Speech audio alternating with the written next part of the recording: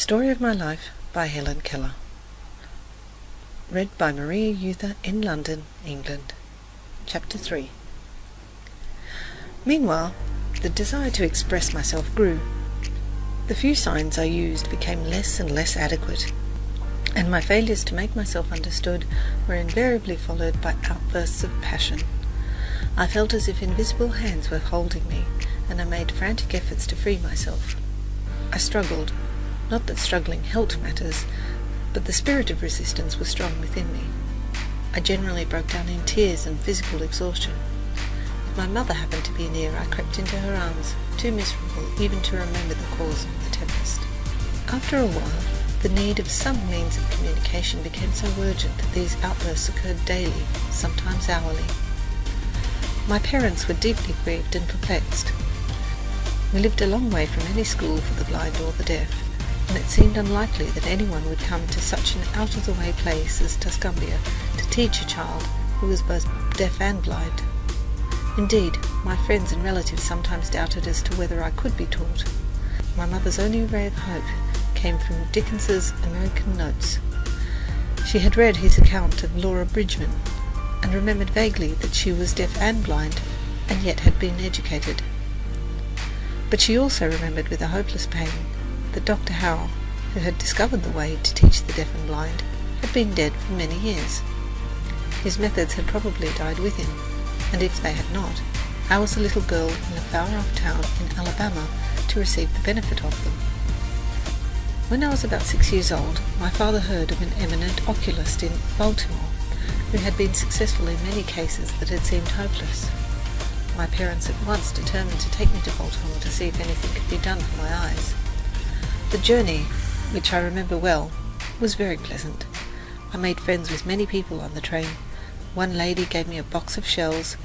My father made holes in these so that I could string them, and for a long time they kept me happy and contented.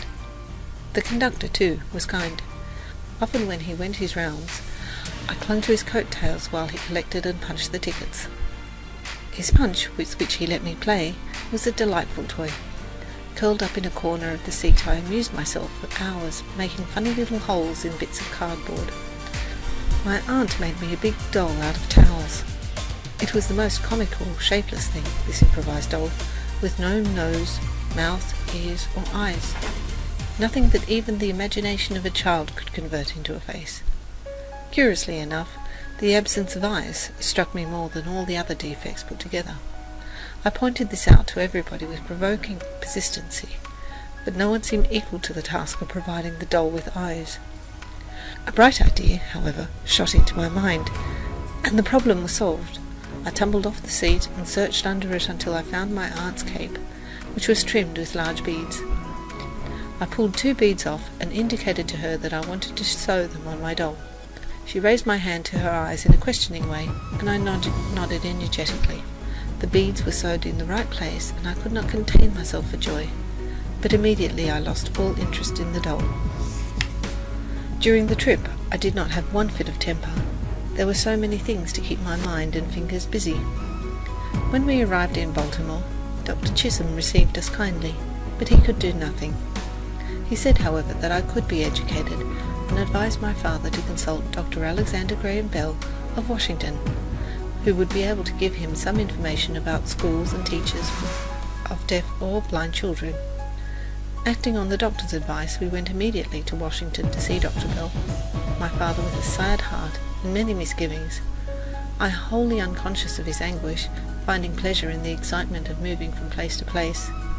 Child as I was, I at once felt the tenderness and sympathy which endeared Dr. Bell to so many hearts, as his wonderful achievements enlist their admiration. He held me on his knee while I examined his watch, and he made it strike for me. He understood my signs, and I knew it, and loved him at once. But I did not dream that that interview would be the door through which I would pass from darkness into light, from isolation to friendship, companionship, knowledge, and love. Dr. Bell advised my father to write to Mr. Anagnos, director of the Perkins Institution in Boston, the scene of Dr. Howe's great labours for the blind, and ask him if he had a teacher competent in my education.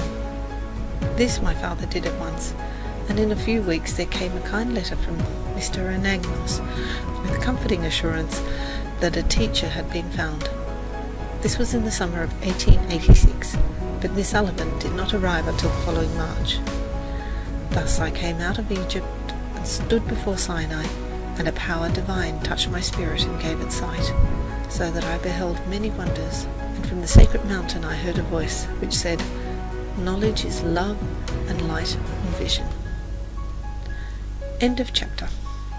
Read by Maria Euther in London, England.